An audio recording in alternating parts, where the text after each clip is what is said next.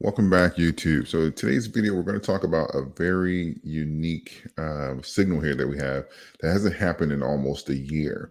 And I know some of you are saying, "Oh, but okay, but the asset's red." We're going to talk about that as well because we have a perfect example that happened here a couple months ago between a signal flash and price action. But if just in case you you watched my last video, you'll know that I'm referring to the 14-day, which is this yellow line, and the 200-day right here, this golden cross that we have between the 14 and the 200. And you may be saying, okay, well, what's the big deal? Well, the thing is, the 14-day, we had obviously the death cross back here in June, and then we were able to kind of see the price kind of take down after that. But as far as for crossing it to the upside, right, a bullish signal, we have not seen this since last November, right? This has been, let's see, where did we cross? Um, what is this? The 14th? Yep, November 3rd, right? So it's been roughly a year, November 3rd, 2023. It's been roughly a year since we've had a bullish cross of the 14 and the 200. Now, we have obviously been above the 200 for most of that time, but except for since June, we had that downward tick, and then the 14-day was below the 200. But as far as for signals, we had this immense run up after that signal here of the 14 to 200. Obviously, we got the 72 to kind of confirm it a little later. And we can talk about that going forward because that would be obviously be the next bullish signal. But this here, we had the 14 crossing the 72, crossing the 200, two very strong indicators. And we can see where that run went, right? From we were roughly at around, what was this here? Somewhere, I'd say a high 6 cents mark, definitely below 7 cents when this happened. And obviously we ran to a little over 22 cents, right? And so this is the signal here that we are getting here. But the beautiful thing about this is, and this is one of the things that I look for when I'm looking at assets, is are we setting higher highs, right? So because it would be concerning to me if we had a full retracement and we went back down to around like 6 cents. So I don't mind an asset running and then doing a retest at a high level and then consolidating, as long as it doesn't give up all of those gains that it did on that initial run up. And and for Doge, that wasn't the case here. We didn't consolidate at any of those lower levels. We were able to maintain a higher fib level. And it's the same thing that we were talking about with Bitcoin the other day. It was able to kind of stay in this red zone up here, and now it's flirting and retesting, going forward to retest around that 70K mark. I do think that we'll have some concrete evidence on the general cycle of crypto and how aggressive it's going to be after the election, but I'll save that for a different video. But I do believe that this is a very positive thing to have this signal flash and Doge be roughly over 100% from where that signal last flash, right? I'm back on November 3rd, right? Because it's around like 6 cents. We're over 13 cents, really around 14 cents. We're having a red day today, and I'm going to explain that in just a moment. But the fact of the matter is we're having this signal flash again, and Dogecoin is over 100% higher than where it was the previous time this happened. So this is kind of like having like the stair steps, or like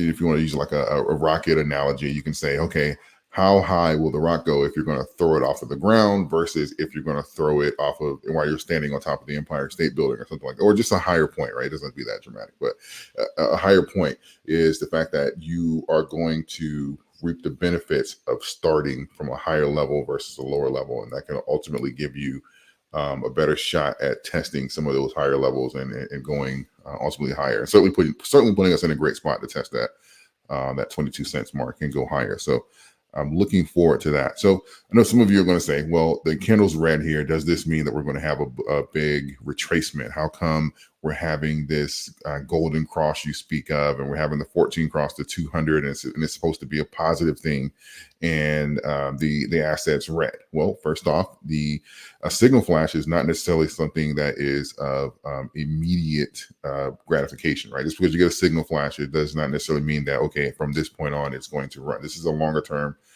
time frame here. You're looking at a year-to-date daily. First off, so we're getting everything that's pretty much happening for 2024, and I can obviously scroll back and get some additional time here, but we're also looking at a general trend here. This isn't something that is like a 30-minute or a 5-minute or something like that. We're getting an idea of a general trend of the liquidity that's coming into the market. Now, obviously, the longer term the time frame is, the more accurate this is going to be. But what we're seeing here is a general trend of aggressiveness that is putting Dogecoin's 14-day price action above the average for what it's been for the last 200 days. And you can find evidence that this isn't necessarily indicative of saying that, hey, just because we cross right here, it's going to be an immediate run to the moon, because that signal may not see its full fruition until a little later. You can take a look here back in September, around September 27th, when we had the 14 cross the 72. This is this orange line right here. Now, we had the initial run up, right? And you can see here, we had the 14 cross the 200. We have a run up here. And then we had a sell-off back down to the 72, right? Now, the 14 never crossed back over the 72, which I also think is great as well. And then we had that next run up here. So we're talking about from the initial run up here, because this is the run up. Technically, you can look at this here. This is going to play a part in the 14 and the 72 even crossing in the first place, which is that run from around the 17th up until, I think I say like the 28th or so, 27th, 28th, right? And then this run up here from the 28th through, I'll say the 30th, is going to play a part in this 14 not crossing back over to 72. But when do we reap the actual benefits of that signal flashing saying that, hey, there's going to be possibly be a lot of liquidity coming in? That didn't happen until October, right? So if you would have got a position here and say, hey, this is going to be a signal here, this would have been like, oh my God, maybe I need to get out. And then the people that were patient, they reap the reward of that move here. So if we're looking at that, and this is just an example, it happens like this all the time. Again, this is not necessarily like a guarantee or anything, but just says that just because you have a indicator, it's not necessarily a evidence that it's going to push immediately.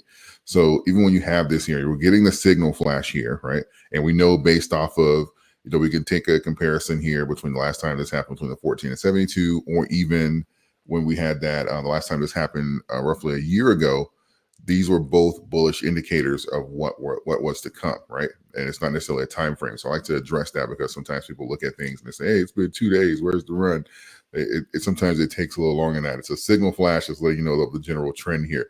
Now, but I do believe that this is a very positive thing as far as pushing us forward. Now, and I think that if we are able to go and retest possibly somewhere around like that infamous 17, 18 cents mark, and we're able to maintain that, we're going to look for this next one here. This is going to be the signal that's going to send us up much higher than where we are now, and that's going to be that 72 and 200-day crossing, right?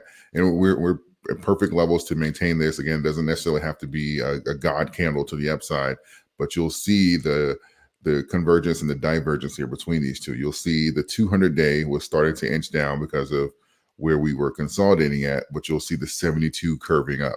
So this is the 72 and the 200 is a much stronger indicator than the 14 and the 200. So it's something to keep in mind here. We're ways out from that. Depending on price action, we can get a more aggressive bend in this, but it is something that's in the work. So that's one of the things I like to look at, because even if you look back on the example I used earlier, we had the 14 down here, which was below, but we crossed the 72 and then it crossed the 200-day, right? And that was we were just up from there. Even when we had this run up around the 10 cents mark and it looked like it was going to be over, and we dipped down below the 72, didn't cross the 200, right? And then we crossed it again, right? And then that was the major signal here. Then we went on that record. I think we had like 9 green days here back in late February and early March, and went on that historic run there. So especially that early in the cycle. So it was certainly a great time. So we'll see if we're going to mimic some of that success here with some of these letters here. But I do believe that we are flashing for a bullish upside. But I also believe that a lot of that momentum is going to be around who is going to win the election. I think that's going to determine a lot of institutional capital, institutional decisions as far as for them coming into the market, how they're going to handle crypto, what percentage of their portfolios they're going to allocate to crypto.